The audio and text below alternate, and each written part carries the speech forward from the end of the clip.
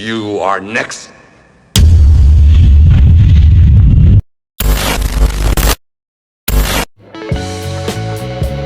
Halo Sobat Filler, semoga kalian sehat selalu. Hari ini kita akan bahas film untuk kalian. Film ini dibintangi oleh aktor laga Om Jean-Claude Van Damme yang masih ada hubungannya dengan tante saya. Entah dari kakek nenek yang mana, karena silsilahnya agak ribet. Bagi yang sudah sering nonton channel ini, yang sudah subscribe, saya ucapkan banyak terima kasih. Selamat menonton.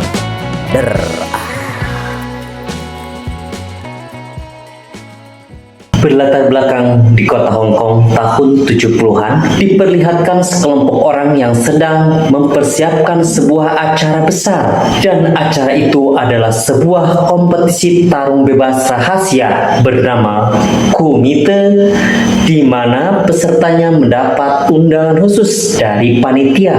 Pesertanya tersebut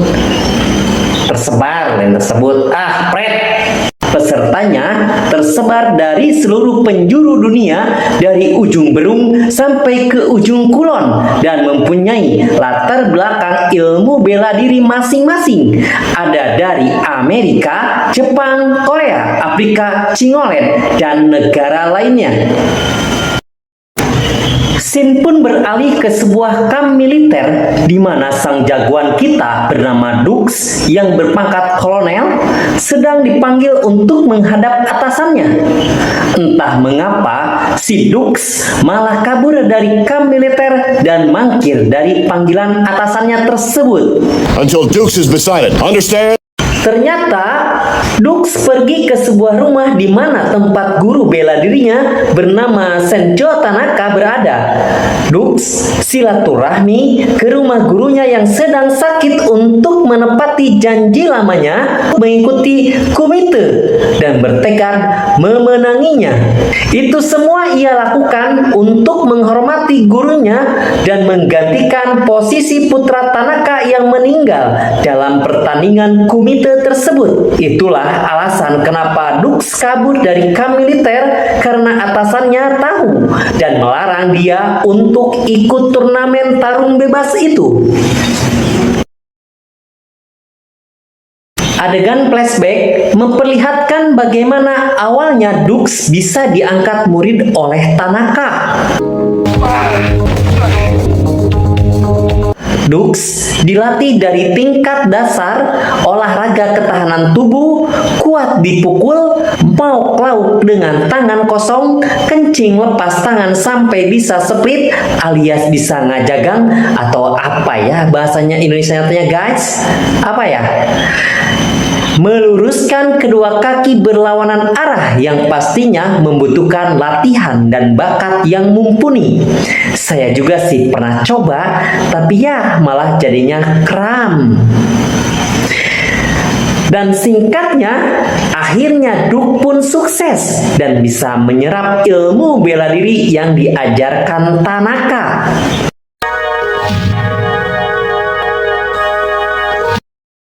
Singkat cerita, Dux tiba di Hong Kong dan dia bertemu dengan peserta Kumite yang sama berasal dari Amerika bernama Jackson. Ini dia wujudnya. Mereka pun berkenalan dan berteman, walaupun sebetulnya mereka tahu bahwa akan bersaing dan bertarung nanti di kompetisi. Kemudian keduanya menuju tempat Kumite khusus untuk Dux, walaupun ia menjelaskan bahwa dia mewakili klan Tanaka, tetapi para panitia Kumite yang disebut Black Dragon tidak percaya dan menyuruh Dux membuktikannya. Ia harus melakukan dimak atau sentuhan maut, yaitu memukul janda, bata bersusun hingga pecah. Dan uniknya, bata yang pecah adalah bata di posisi terbawah. Duke pun dengan konsentrasi penuh melakukannya dan berhasil menjawab tantangan itu. Semua panitia termasuk peserta komite dibuat melohok. Tapi ada pula peserta komite yang sinis dan menganggap remeh. Salah satunya peserta bernama Chongli.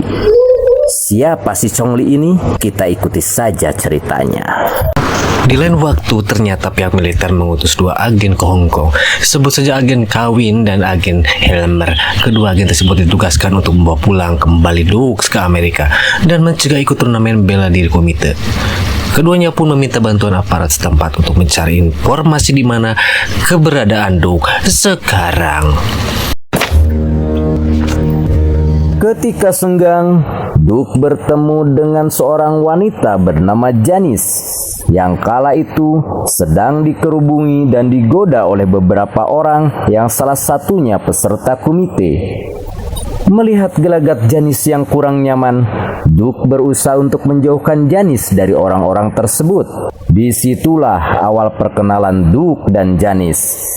Yang ternyata Janice adalah seorang wartawan yang sedang menyelidiki tentang turnamen tersebut. Janice agak kesulitan menggali informasi tentang turnamen itu karena turnamen itu bersifat tertutup dan rahasia. Dan pertandingan komite jilid pertama pun dimulai. Para petarung masing-masing saling berhadapan dan mengeluarkan jurus andalannya. Ayo, bangga kapayun jang. Penonton terlihat sangat antusias menyaksikan para jagoannya bertanding olah kanuragan. Pertarungan jilid pertama pun berakhir. Duke dan Jackson lolos ke putaran selanjutnya. Film pun beralih ke 2 agen Amerika yang sedang makan siang di sebuah warung kaki lima. Tak lama kemudian, kepala polisi Hong Kong memberitahukan keberadaan Duke. Dengan cepat mereka pun pergi menuju tempat Duke berada. Singkat cerita, 2 agen tersebut menemui Duke di sebuah hotel yang lagi bersama Jackson. Dengan memaksa, kedua agen tersebut mengajak Duke untuk ikut pulang ke Amerika saat itu juga. Karena memang Duke sudah bulat tekadnya belum mau pulang sebelum komite berakhir, dia pun berhasil kabur dari kedua agen tersebut.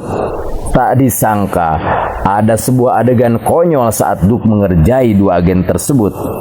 Saat lari mengejar Duke, 2 agen itu dibuat kewalahan. Hingga akhirnya kedua agen tersebut gagal dan malah tercebur ke sungai dan Duke pun berhasil kabur.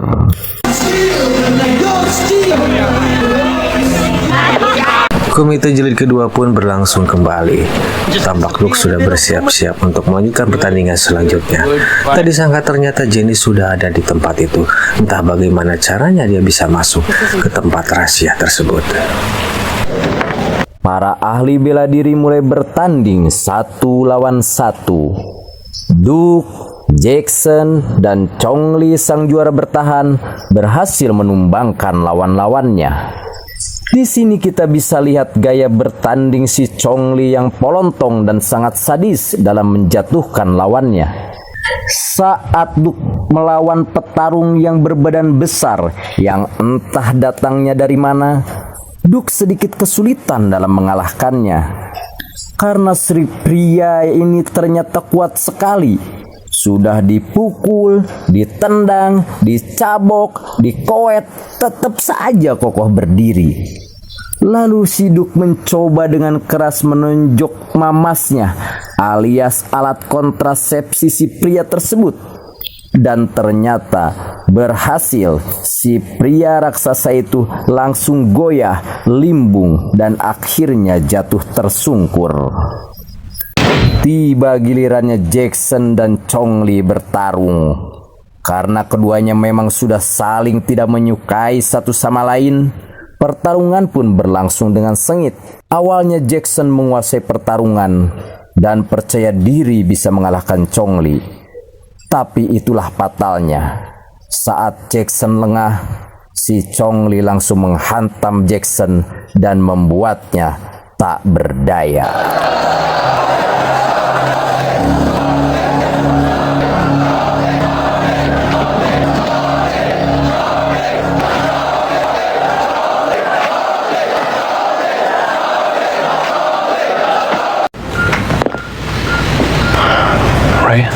Wait, I'm here. You're gonna be okay. Oh, lucky you have a head like a... Jackson pun dirawat di rumah sakit dan harus diopname beberapa hari. Kejadian tersebut membuat Janice shock berat dan melarang Dukes melanjutkan pertandingan tersebut. Tapi Dukes tetap dengan pendiriannya. Karena kalah adu renyum ataupun kalah dalam berargumentasi, Janice pun pergi meninggalkan Dukes sendirian. Aku jijik, Mas. Aku benci. Di tempat lain, Janice karena khawatir atas keselamatan Dukes berinisiatif melaporkan turnamen komite ke aparat keamanan, minta tolong untuk memberikan perlindungan dan mencegahnya ikut pertandingan. Mengetahui teman Janice adalah Dukes yang dicari para agen, si ketua polisi hanya diam melongo.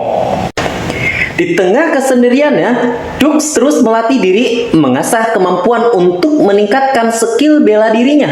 Tekadnya semakin bulat untuk memenangi turnamen ini.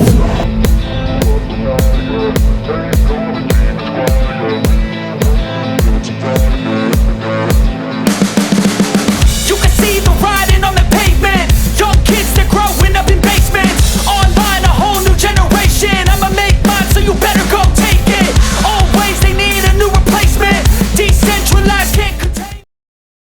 Dan sekali lagi, Skin Film memperlihatkan betapa ngototnya para agen itu mengajak Dukes untuk segera ikut ke Amerika. Tapi karena Dukes tidak lari, dia dengan cekatan membalikan keadaan, malah pihak agen yang tersudut.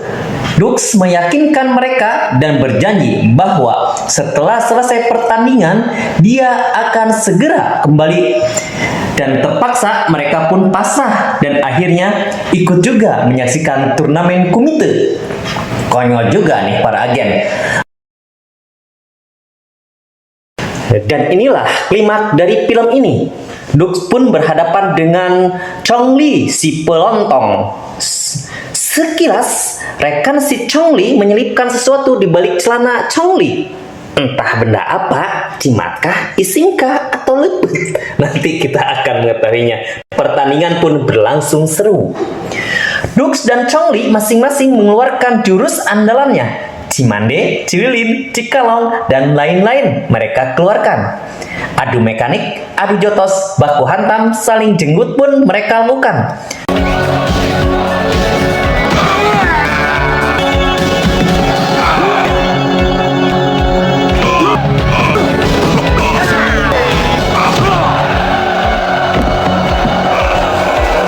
Setelah beberapa saat, Chong Li mulai kewalahan dan merasa tersudutkan.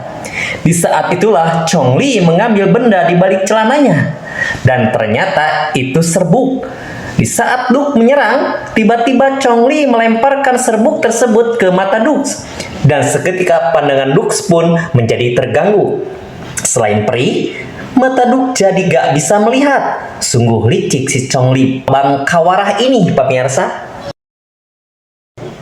Keadaan ini membuat Dukes tak berdaya. Dengan posisi mata tidak melihat, dia dihajar habis-habisan oleh si Chong Li.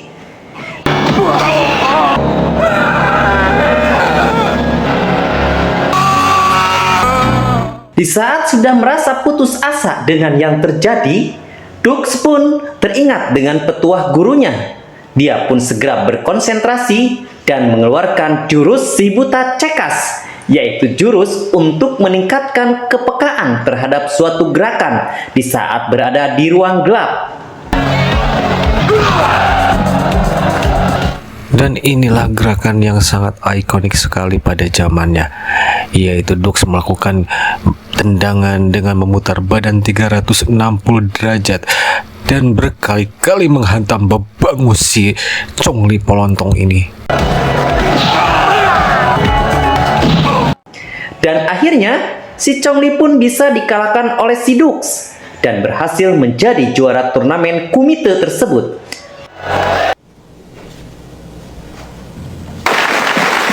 Setelah semuanya selesai, Dukes pun pulang bersama dua agen tersebut ke Amerika dengan hati yang tenang karena sudah bisa menuntaskan dan menepati janji pada gurunya.